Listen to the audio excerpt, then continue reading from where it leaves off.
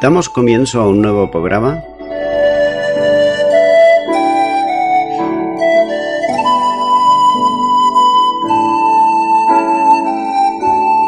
Servidores de Dios. Quien te habla es Manuel Cornejo.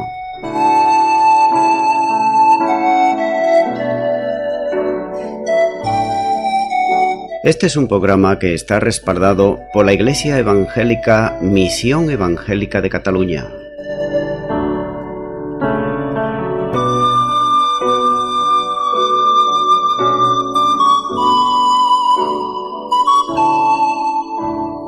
Estamos situados en la ciudad de Sabadell, en la avenida Matadepera número 239.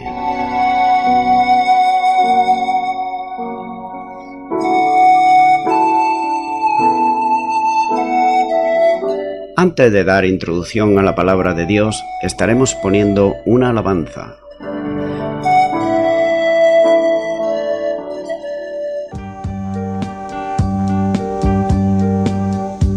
Se busca. Su nombre, Jesús de Nazaret. Edad, 33 años. Origen judío, profesión, carpintero. Se le acusa de predicar la verdad, de llamarse hijo de Dios y de enseñar a amar al prójimo como a sí mismo. Recompensa, salvación y vida eterna. Si lo encuentras, sigue sus pasos.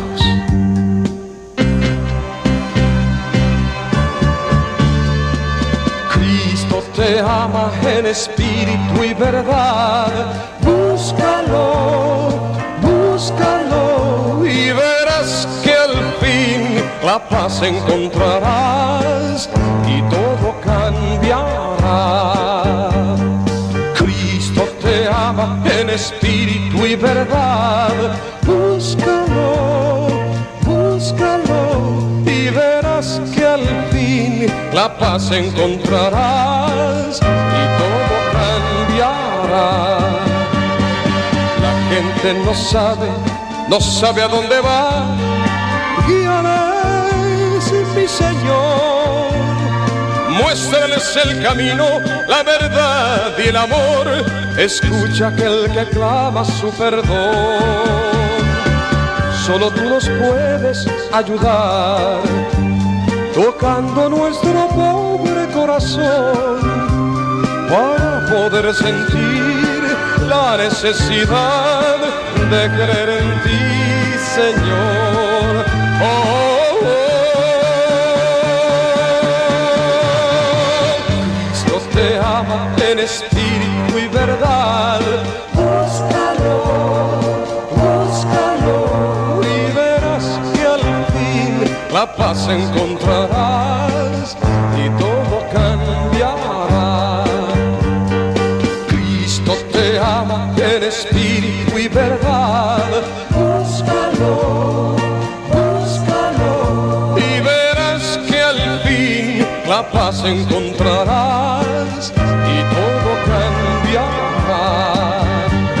La gente no sabe a dónde va, y guíales, mi Señor. Muéstrales el camino, la verdad y el amor. Escucha aquel que clama su perdón. Oh, oh, oh. Cristo te ama en espíritu y verdad.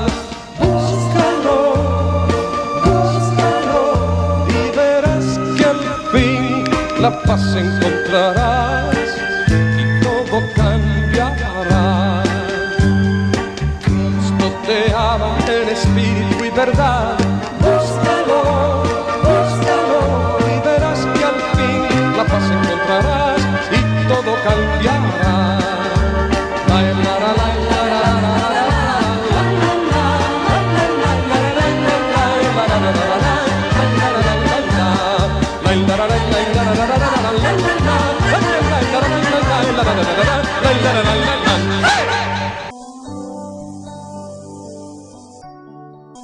Y ya de nuevo tras la pausa musical estoy con todos ustedes. Estaré compartiendo la palabra de Dios, la Biblia, y lo voy a estar haciendo de una manera expositiva versículo a versículo. Por tanto, en esta ocasión será en Hechos de los Apóstoles, capítulo 19 y versículo 1. Aconteció que entre tanto que Apolo estaba en Corinto, Pablo, después de recorrer las regiones superiores, vino a Éfeso y hallando a ciertos discípulos. Comienza diciendo este versículo que aconteció que entre tanto que Apolos estaba en Corinto. El pasaje retorna la figura aquí de Apolos nuevamente, y ahora situado en Corinto. Debió haber cruzado el Egeo hasta llegar a esta ciudad. Había sido instruido convenientemente en la doctrina y estaba ahora ya, esto sí, capacitado para servir fervientemente al Señor en la extensión del Evangelio y en la edificación del cuerpo de Cristo, es decir, de la Iglesia.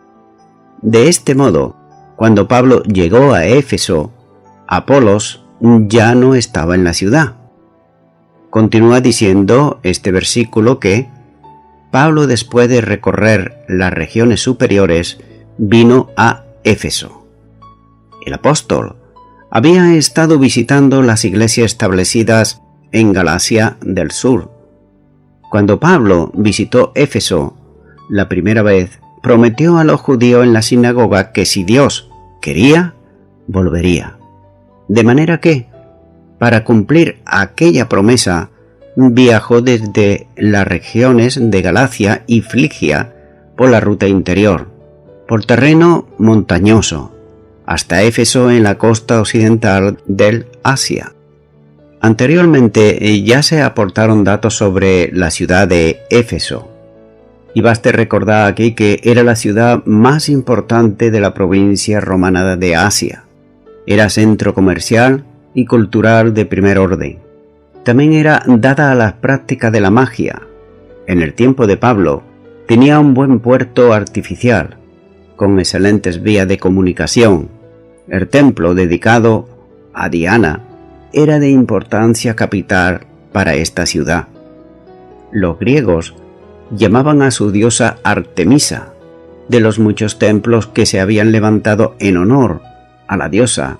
El de Éfeso era el mayor de todos ellos. Nótese las medidas que tenía: 130 metros de largo por 65 metros de ancho, que servía, como ya se ha dicho también, como un banco, donde los efesios depositaban allí su dinero. A la sombra de este templo surgieron muchos negocios. Entre otros estaba el de plateros, que reproducía en metal el templo de la diosa Diana. Una gran parte de la prosperidad y negocios de la ciudad dependía absolutamente de aquel templo. Ni que decir tiene que para ellos era de suma importancia por los beneficios que obtenían. Así que era en el orden cristiano, el lugar donde estaba la iglesia, desde donde iba a consolidarse y extenderse el Evangelio en Asia. La obra en ese lugar fue una importante manifestación de la victoria de Dios sobre tan fuerte bastión que tenía allí Satanás. Algunos, como Demetrio, el platero, estaba alarmado por la extensión del Evangelio en casi toda Asia, partiendo precisamente de aquí, de Éfeso, tal y como nos dice el versículo 26. Y concluye este versículo la última parte diciendo: y hallando a ciertos discípulos. Al llegar allí, se encontró con 12 hombres, que procesaban ser ellos discípulos.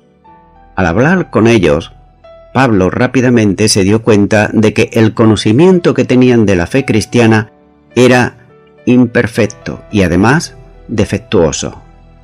Y es por eso que él se preguntó si realmente habrían recibido el Espíritu Santo. Continúa ahora con el versículo 2. Les dijo: ¿recibisteis el Espíritu Santo cuando creísteis? Y ellos le dijeron: ni siquiera hemos oído si hay Espíritu Santo. La correcta traducción del griego es: ¿recibieron al Espíritu Santo habiendo creído o cuando creyeron?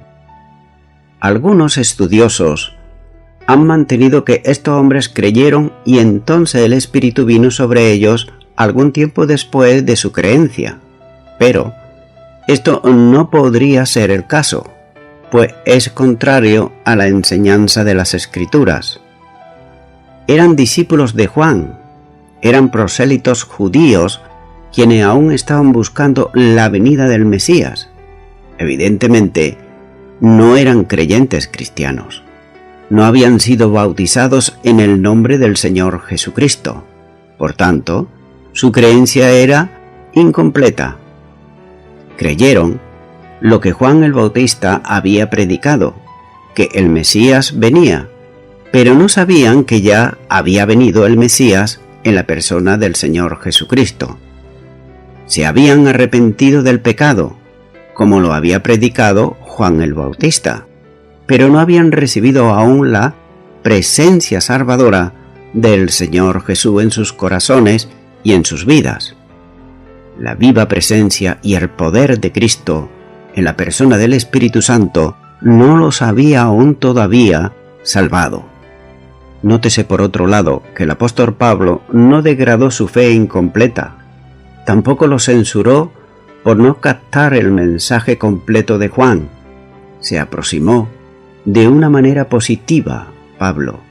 Él le señaló que habían hecho bien en arrepentirse del pecado, porque Juan sí había proclamado el bautismo del arrepentimiento.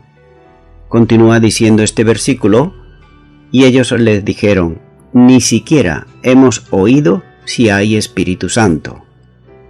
La respuesta de estos hombres debe entenderse en su contexto. Aisladamente podría significar que la expresión misma Espíritu Santo era nueva para ellos.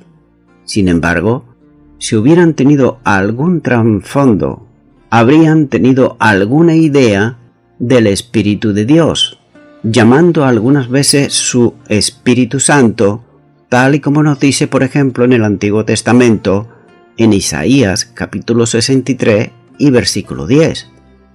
Ahora bien, en forma más particular, ya que habían recibido el bautismo de Juan, presumiblemente les habría dicho que el bautismo de Juan era preparatorio porque se aproximaba uno que bautizaba con el Espíritu Santo.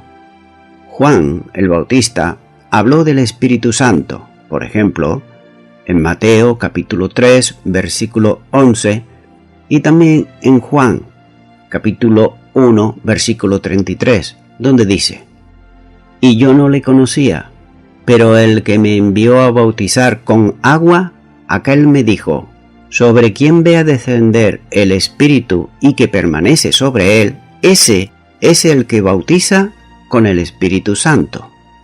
De manera que, de ser así, no sabían que Jesús, en quien habían creído, era aquel que había de administrar este bautismo con el Espíritu Santo, o que dicho bautismo ya había sido inaugurado. Por tanto, era evidente que nunca habían recibido el Espíritu Santo. Continúa ahora con el versículo 3. Entonces dijo: ¿en qué pues fuisteis bautizados? Ellos dijeron: en el bautismo de Juan. Esta pregunta de Pablo es importantísima. ¿En qué pues fuisteis bautizados? Nótese por otro lado que somos bautizados, es decir, la palabra griega es eis, en algo. Por ejemplo, el mundo sectario no entiende esto, pero Jesús dice en Mateo capítulo 28 y versículo 19, bautizándolos en el nombre del Padre y del Hijo y del Espíritu Santo. Nótese, bautizarlos en, es decir, la palabra eis, en griego. También Gálatas capítulo 3 versículo 27 dice: habiendo sido bautizados otra vez la palabra eis, en Cristo. Y 1 de Corintios, capítulo 12, versículo 13, dice: fuimos todos bautizados en un cuerpo. Así que notamos que hemos sido bautizados por el Espíritu Santo, hemos sido bautizados en Cristo y hemos sido bautizados en un cuerpo. No somos simplemente bautizados, sino que somos bautizados en Cristo, en el nombre del Padre y del Hijo y del Espíritu Santo. Y esto hace que se forme el cuerpo de Cristo. No hay evidencia alguna de los que fueron bautizados por Juan o por Jesús y sus discípulos antes de la cruz fueron bautizados otra vez, porque el bautismo de Juan era de Dios, como así nos dice Mateo, capítulo 21, versículo 25, y Lucas, capítulo 7, versículo 30. Por tanto, era para perdón de pecados. Desde luego, la eficacia de su bautismo dependía de la muerte de Cristo. Sin embargo, desde el día de Pentecostés, el único bautismo válido, como nos muestra así Efesios 4:5, es el de la Gran Comisión, como dice Mateo 28:19. Así pues, los que fueron bautizados en el bautismo de Juan después de esa fecha, tenían que volver a bautizarse. Al leer, por ejemplo, el capítulo anterior, 18 y versículo 25, y este texto, capítulo 19 y versículo 3, aprendemos que el bautismo de Juan todavía se practicaba y practicaba en algunos lugares, aunque ya no era válido, sino que el que era válido era el que dijo el Señor Jesús. Continúo ahora con el versículo 4, donde nos sigue diciendo la palabra de Dios. Dijo Pablo: Juan bautizó con bautismo de arrepentimiento, diciendo al pueblo que creyesen en aquel que vendría después de él, esto es, en Jesús, el Cristo. Nótese cómo el apóstol le habló inmediatamente del significado del bautismo de Juan, que era la manifestación de la aceptación del llamado del profeta al arrepentimiento. Era un bautismo, por tanto, de preparación, disponiendo al pueblo para la venida del Mesías. El Bautista anuncia la venida del Señor como aquel que era más grande que él. Este que vendría había venido ya, y era Jesús, el Cristo. Era quien había de bautizar con el Espíritu Santo. Tal y como he leído antes, lo voy a volver a leer ahora, Juan 1:33, donde dice: y yo no le conocía, pero el que me envió a bautizar con agua, aquel me dijo: sobre quien veas descender el Espíritu y que permanece sobre él, ese es el que bautiza con el Espíritu Santo. Lucas, en un solo versículo, sintetiza lo que Pablo debió haber dicho a los 12 discípulos de Juan, ya que en el texto se une el relato del Evangelio según San Juan y también de Marcos, con énfasis especial en el arrepentimiento, tal y como nos dice Marcos capítulo 1 y versículo 4. Bautizaba Juan en el desierto y predicaba el bautismo de arrepentimiento para perdón de pecados. En el mensaje de Juan, que llamaba al pueblo al arrepentimiento, se complementaba con el bautismo de todos los que tomaban el compromiso de retornar a las demandas de Dios, como señal de limpieza espiritual. El Mesías ya había venido, por tanto, no era apropiado un bautismo como el de Juan, sino que por medio de la fe en Jesús se recibía al Espíritu Santo. De manera que Pablo demanda de aquellos que habían sido bautizados con el bautismo de Juan fe en Jesús, al que el Bautista había anunciado. Nótese que no le enseñó sobre el Espíritu Santo. Eso sería tema posterior para el discipulado de aquellos. Así que simplemente les habló de Jesús y demandó de ellos fe en él. Todo cuanto había tenido que ver con Juan y su ministerio había ya concluido. Esta será la última vez que el nombre de Juan el Bautista aparezca en el libro de Hechos de los Apóstoles. Continuó con el versículo 5. Cuando oyeron esto, fueron bautizados en el nombre del Señor Jesús. La predicación de Pablo trajo como consecuencia que el grupo de los 12 discípulos creyesen en Jesús. Nótese que obedecer al llamado a la fe implica necesariamente la obediencia a la ordenanza del bautismo que Cristo había establecido para los que creyesen. Bautizarse en el nombre del Señor Jesús es posible cuando se ha creído en Él, por fe, aceptando el llamamiento a salvación y piden ser bautizados en el nombre del Señor. El bautismo de Juan conducía directamente a Jesús. El bautismo en el nombre del Señor manifiesta la aceptación de la obra salvadora que Él había realizado ya en la cruz. Continúo ahora con el versículo 6. Y habiéndoles impuesto Pablo las manos, vino sobre ellos el Espíritu Santo, y hablaban en lenguas y profetizaban. Juan predicaba el arrepentimiento y el perdón, pero nótese que Juan no pudo limpiar al pueblo de sus pecados. Por el contrario, Jesús perdona a los pecadores y los restaura completamente. Juan también habló a su audiencia del bautismo del Espíritu Santo, pero no pudo dar a nadie el don del Espíritu. Jesús, sin embargo, prometió el derramamiento del Espíritu Santo, quien en el tiempo preciso vino sobre los judíos en Jerusalén, los samaritanos en Samaria y los gentiles en Cesarea. Nótese también que por cuarta vez el Espíritu es derramado sobre un grupo de personas. Primero había sido sobre los judíos en Jerusalén. Segundo, los samaritanos. Tercero, los gentiles en Cesarea. Y ahora lo reciben los discípulos en Éfeso. El texto dice, además, que Pablo impuso las manos sobre los discípulos.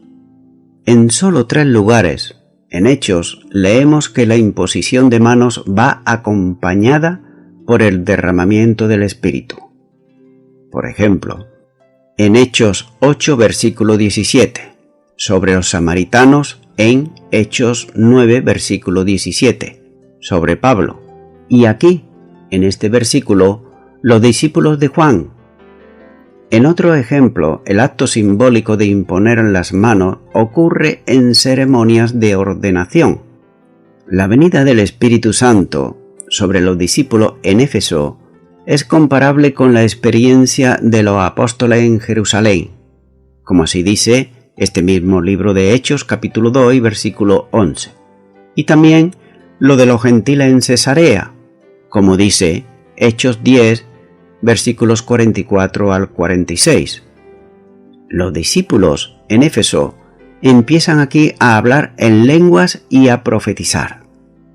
En Jerusalén, los apóstoles hablaron en otros idiomas y declararon las maravillas que Dios había hecho. Y en Cesarea, los gentiles se expresaron en lenguas y alabaron a Dios. Y en Éfeso, aquí, los discípulos hablaron en lengua y profetizaron. La palabra profetizar, en este contexto, comunica la idea de glorificar el nombre de Dios y de dar testimonio del Señor Jesús. Y nótese, dicho de paso, que tanto en Pentecostés no hubo intérpretes, tampoco lo hubo en Cesarea, ni tampoco hubo quien interpretase aquí, en el capítulo 19 de Hechos de los Apóstoles y versículo 3, donde nos dice la palabra de Dios que ellos hablaban en lenguas y profetizaban, pero nótese que en ninguno de los tres casos nos dice que hubiese intérpretes. Continúo ahora con Hechos, capítulo 19, versículo 7. Eran por todos unos 12 hombres. El relato concluye dando el número de los discípulos de Juan, que se incorporaron a la iglesia, y Lucas utiliza nuevamente una forma indeterminada al escribir que eran más o menos unos 12 hombres. Continúo ahora con el versículo 8. Y entrando Pablo en la sinagoga, habló con denuedo por espacio de 3 meses, discutiendo y persuadiendo acerca del reino de Dios. Como era habitual en Pablo, comienza la predicación en la sinagoga. Estaba cumpliendo la promesa hecha ante los judíos de que regresaría de nuevo, como ya lo prometió en Hechos capítulo 18 y versículo 21. Esta relación no era por tanto nueva, así que continuaba el encuentro que les había hecho con ocasión del viaje de Corinto a Judea. Los judíos entonces le habían pedido que se quedase más tiempo, pero el apóstol no atendió a su petición en aquella ocasión, pero ahora regresa nuevamente a Éfeso y reanuda allí su tarea evangelística en la sinagoga. Sigue diciendo este versículo que habló con denuedo por espacio de 3 meses. El tiempo que estuvo predicando el evangelio en la sinagoga dice que fue de 3 meses. La relación amistosa con los judíos le permitió a Pablo todo este largo tiempo para enseñar en las reuniones semanales de la sinagoga. Esto no suponía que durante el tiempo entre semana el apóstol no realizase otra tarea, ya que seguramente recibía a personas en su casa para ser ministrada, instruyendo a los recién convertidos, como en él era habitual. El modo en que Pablo predicaba dice que era con denuedo, dialogando con ánimo de convencer y de persuadir, es la forma verbal que expresa la idea de intentando persuadir. El apóstol ministraba con plena entrega personal a la labor que estaba él realizando. Y dice la última parte de este versículo, acerca del reino de Dios. El tema del mensaje no podía ser otro que el del Evangelio, la proclamación del reino de Dios. Ese era el mismo tema que fue enseñado por el Señor Jesús para los suyos durante 40 días entre su resurrección y su ascensión, como así nos muestra Hechos capítulo 1 y versículo 3. La misma enseñanza sobre el reino comprendía la demostración de que Jesús era el Mesías, y sobre esta base se desarrollaba el mensaje de salvación del Evangelio. En Hechos de los Apóstoles, predicar sobre el reino de Dios significa simplemente proclamar el Evangelio de la gracia. Es interesante apreciar que Lucas usa los términos Evangelio de la gracia y reino en forma sinónima. De manera que Pablo, cuando estuvo preso en Roma, dice Lucas que predicaba el reino de Dios y a Jesús a cuantos le visitaban. Hechos capítulo 28 versículos 30 y 31. Y voy concluyendo ya con esto. Los 12 discípulos de Juan le dijeron a Pablo, ni siquiera hemos oído si hay Espíritu Santo. Nótese que su ignorancia se debía a 2 razones. Primera, porque no lo habían experimentado. Podemos observar que en el Nuevo Testamento los hechos preceden a la doctrina. Dios obraba y luego los apóstoles elaboraban la doctrina. Por ejemplo, primeramente Dios resucitó a Cristo y después se escribió la doctrina de la resurrección.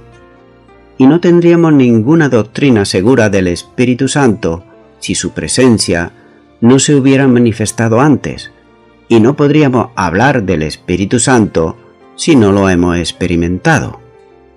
Segundo, su ignorancia sobre el Espíritu Santo se debió precisamente a la ignorancia de sus tutores, ya que después de confirmar sus sospechas sobre la ausencia del Espíritu Santo en ellos, Pablo quiso saber cómo fue su bautismo y descubrió que sólo conocían el bautismo de Juan el Bautista.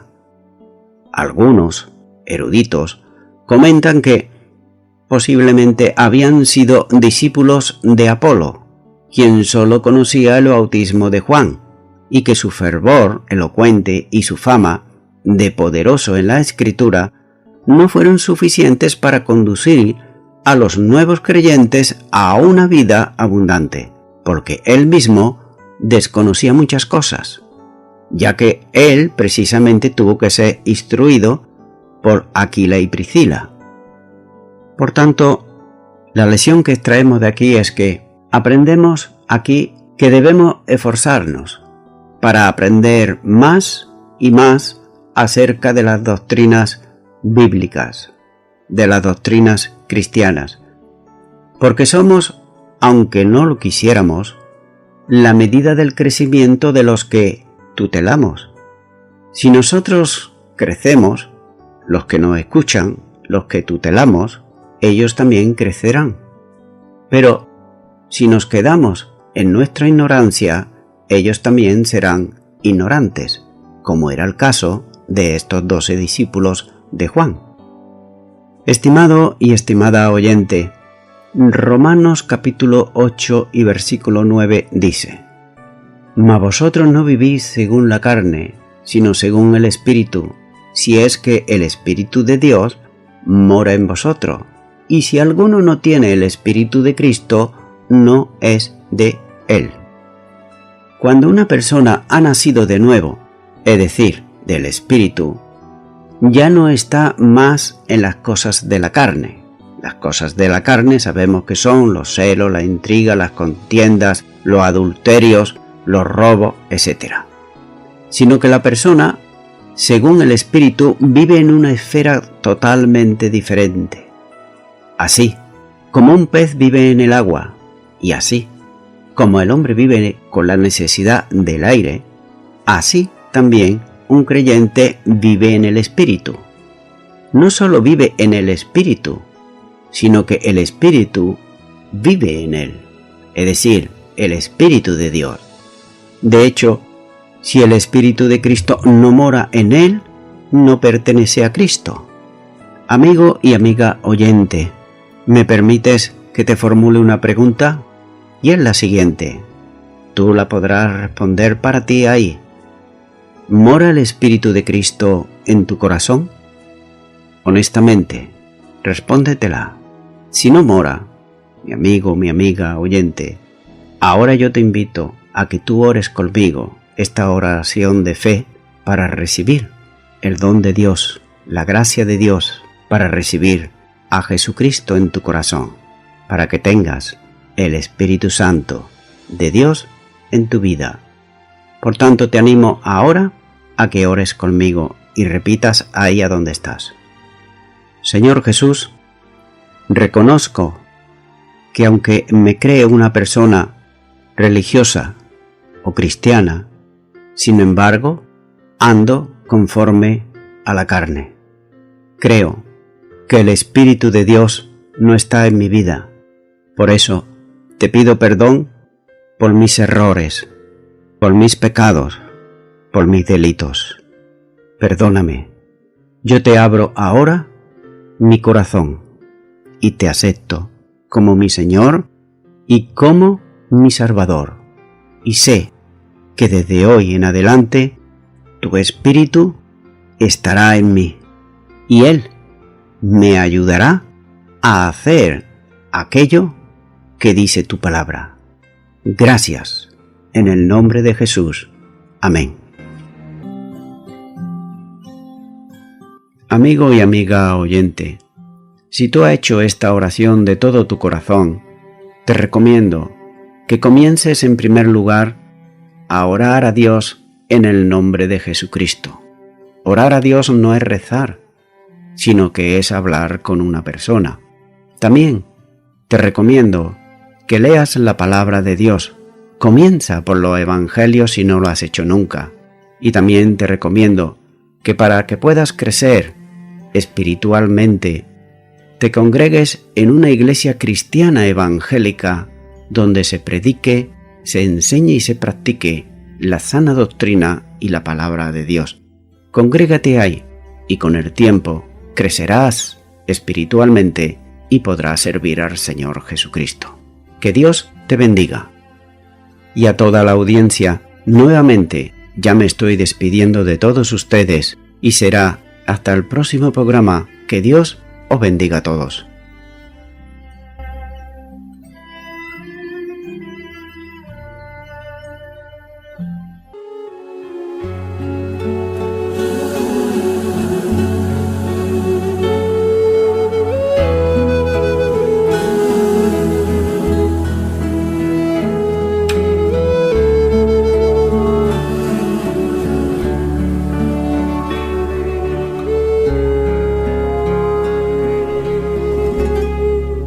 Espíritu de Dios,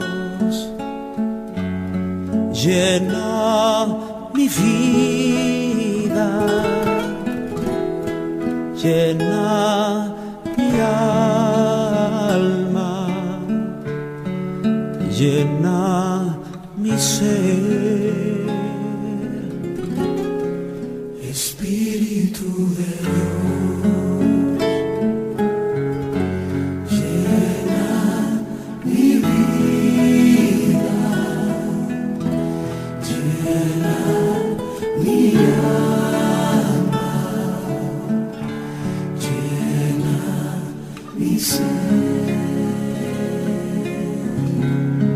y lléname, con tu presencia, con tu poder, con tu amor.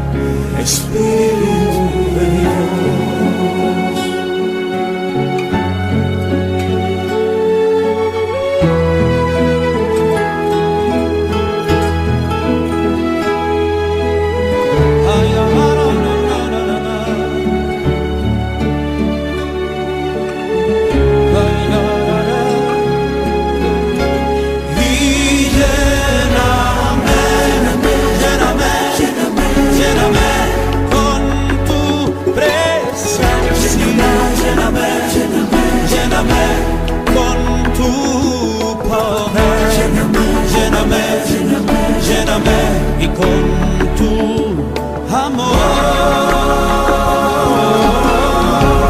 y lléname, lléname con tu presencia, lléname con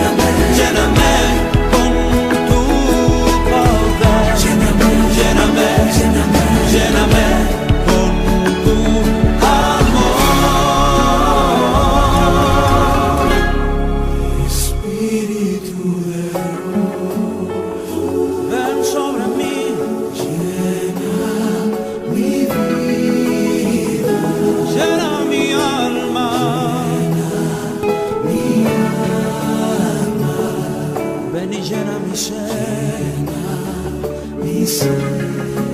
Lléname, lléname, lléname, lléname, Espíritu de Dios,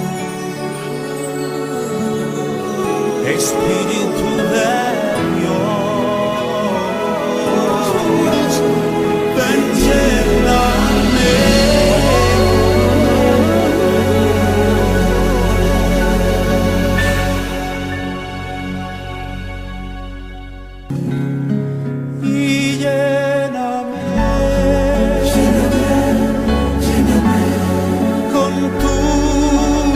presencia. Con tu poder, con tu amor, y lléname con tu presencia, con tu poder, lléname con tu amor, Espíritu de Dios.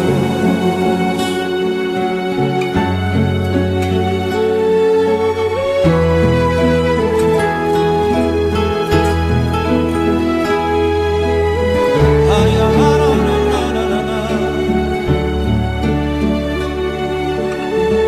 Ay, na, na, na. Y lléname con tu presencia, lléname con tu poder, lléname y con tu amor, y lléname con tu presencia, lléname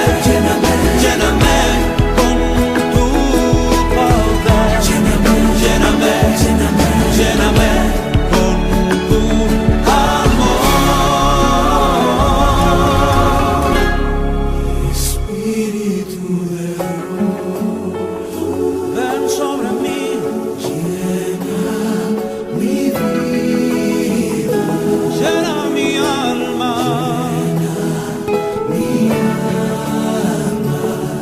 ven y llena mi ser,